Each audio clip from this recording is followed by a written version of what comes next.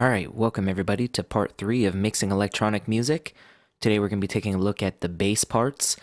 I just wanted to start by saying sorry that it's taken me so long to upload and record this video. I've been having a couple long days at work, and I work weekends, and when there's holidays at work, I work those too. So our company just started working President's Day, so that's why I had to work on Monday.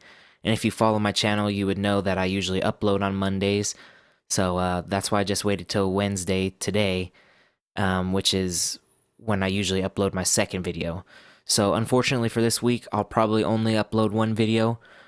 Maybe I'll get to two, but it's looking like it's going to just be one. So I apologize for that.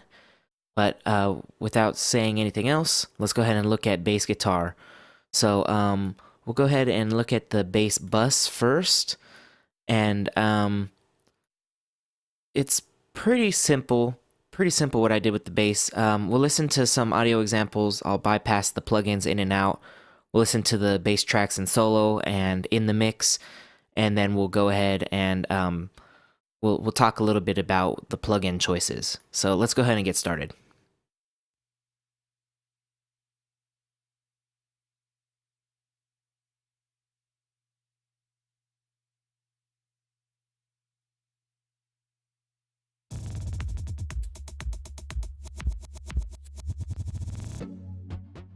If you wanted me to cry, if you wanted me to feel alone and sad and scared, then I made your day.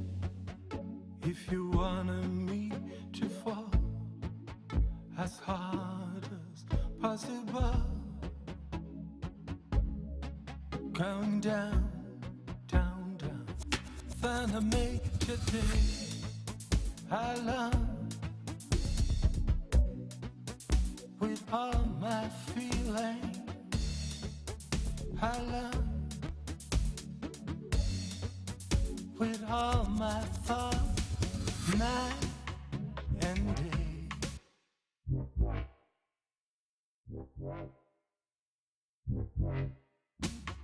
And day when my heart in shame, night and day, all these night and day, night and day, when my life unhard.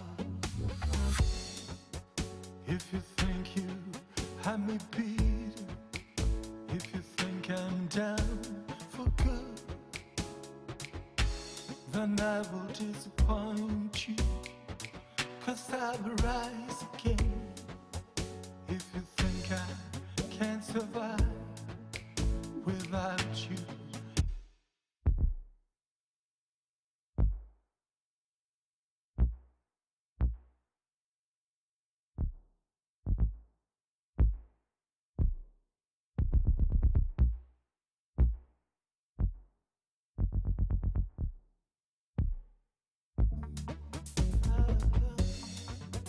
with all my thoughts, night and day, all these nights and days, night and day, with my heart in shame, night and day, all these nights and days, night and day, when my life unhard.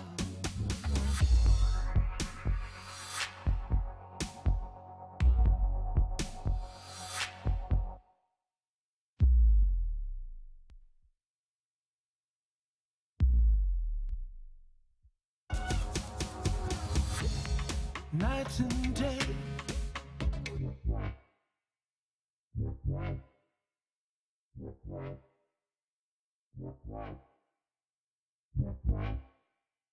and day, night and day, night and day, night and day,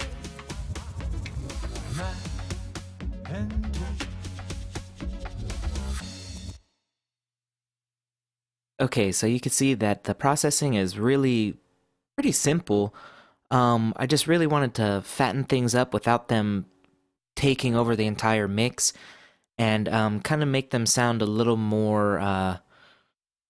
How do I say this? Because it's a synth bass, but I wanted it to be more realistic sounding, I guess.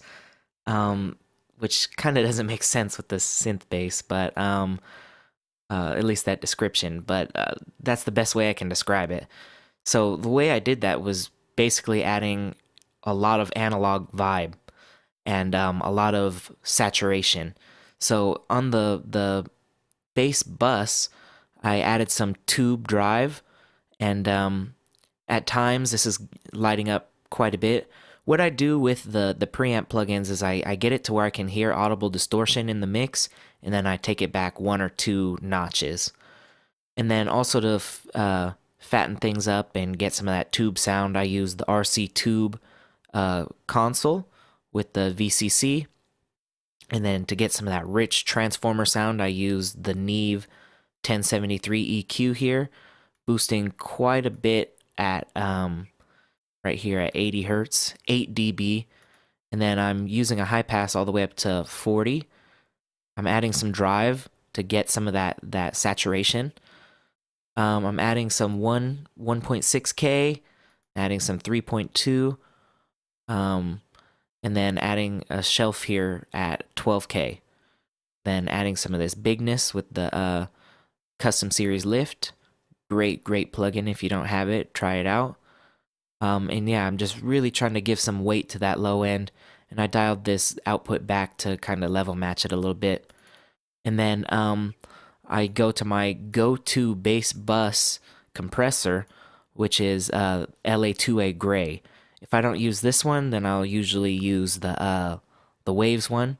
But as far as bass guitar, the Gray is my favorite, the UAD one. And as you could see when I was pulling this up, it wasn't really getting any gain reduction. I think the only time it actually is having some gain reduction is here with the bass drop, and it's only hitting maybe 1 or 2 dB of compression. But this really just imparts a really great tone for bass, and even if you're not doing any compression with it, it's just really a nice like color box. So let's go ahead and start with the first bass track. Just used virtual tape machine, 15 inches per second, because I wanted to kind of beef up that low end and kind of roll off some of the top end in a nice way. Didn't add any input or anything. I was already getting that vibe that I wanted just by slapping it on there with the tape type and the tape speed. Then for the individual channels, I used the Neve emulation, and that really just gives you that nice transformer sound, fills in the low mids in a way that EQ just doesn't do it for me. And I think for this compression, I just used the preset, and when you use the presets with compression, of course, you have to get your input and output to the right spot for your mix. So basically, the preset is just for ratio and attack and release. And this aggressive bass one worked great for me. I think the regular bass preset is just like having the release right here.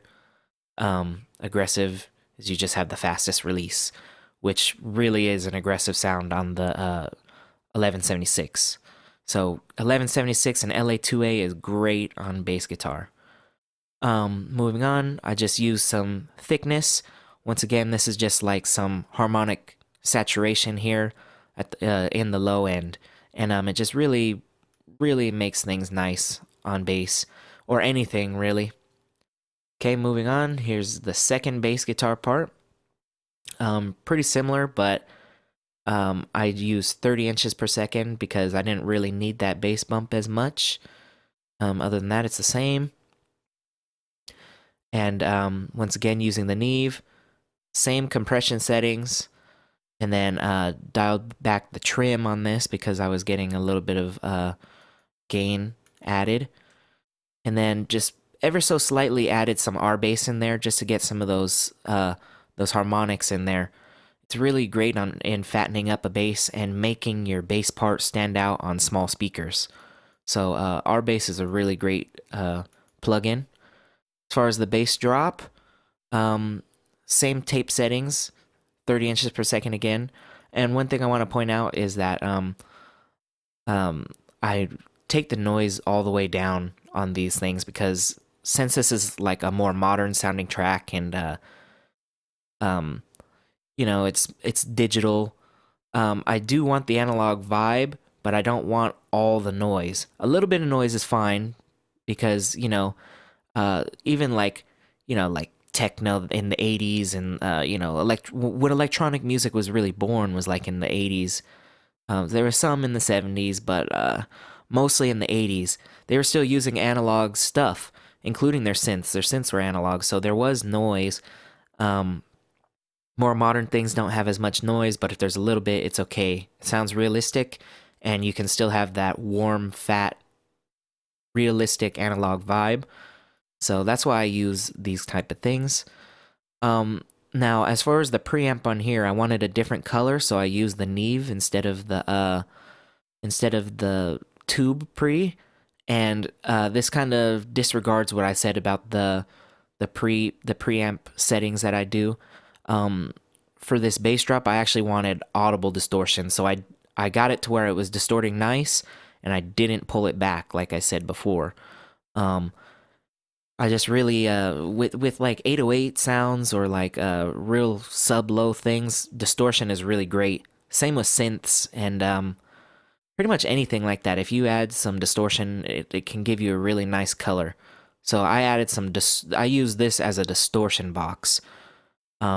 Moving on, use the Neve. That was just for color, and once again for filling in those low mids in a nice way. I am high passing this at 31 hertz just to get rid of that low end stuff. The sound is always going to be low, so I just cleaned up the bottom. And as Stephen Slate would say, everyone likes a clean bottom. Yeah, if you haven't seen his mixing rock tutorial, check it out. He has some pretty funny lines in there, and you can really learn a lot from that. Anyhow, moving on. To add some bottom that is different from the other bass parts, I added some 100 in there. Cleaned up the low mids at 400. And this is a cool thing. You can clean up the mids with EQ, the low mids with EQ, and get some nice color there and fill it back in with the harmonic saturation of the transformers from the Neve. So that's a cool little trick. And to make it stand out more, I added some 4K and a 10K shelf. And that's the thing about these low end things is a lot of people think you just crank the low end, but you also have to really focus on those upper mids and the top end to get it to sit right most of the time. So that being said, I did add some thickness here and quite a bit of shimmer.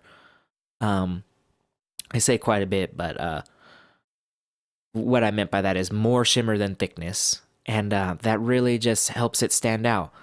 And I think you could hear when I was bypassing the things, the plug-in chains, you could hear how things really just fall out when the saturation is gone. Saturation is great on bass. Of course, you're not going to use it on every kind of bass. Like, I wouldn't want like audible distortion on like a Motown type bass line. But you could run it through a preamp emulation and have that light hitting a little bit and get some nice color out of it. But then there's things like, maybe like a metal bass or like a hard rock bass where you might want some audible distortion blended in parallel or something. And I actually have a video on parallel distortion on bass. It might not be titled that, but I'll be doing future videos on those specific things because a lot of my videos in the past have been very general, like mixing bass, and then I show all these things. But I'm going to do some more specific videos on specific techniques. So I hope you enjoyed this video. If you did, please give it a thumbs up. If you didn't, you can give it a thumbs down. That's okay. You're entitled to your opinion, as I always say. If you really liked this video, please give it please subscribe. Excuse me. Please subscribe. I would greatly appreciate that. I'm trying to hit 1,000 subscribers by June. I don't know if that'll happen. If it doesn't, it's okay. But if it does, I would be extremely happy. I'm so glad to teach you guys things, and a lot of people have sent me messages saying, "Hey, I really like your videos. Can you do a video on this or that?" And I always try and get to them. There's a few things that I do want to get to that people have asked for. Um, and people have just been telling me that they've been learning a lot, and people have been wanting me to mix their songs. I was doing the free mix thing. There is one last free mix that I'm working on. And this is the thing is those free mixes, I'm going to do videos on them as long as the creator of the song is okay with it.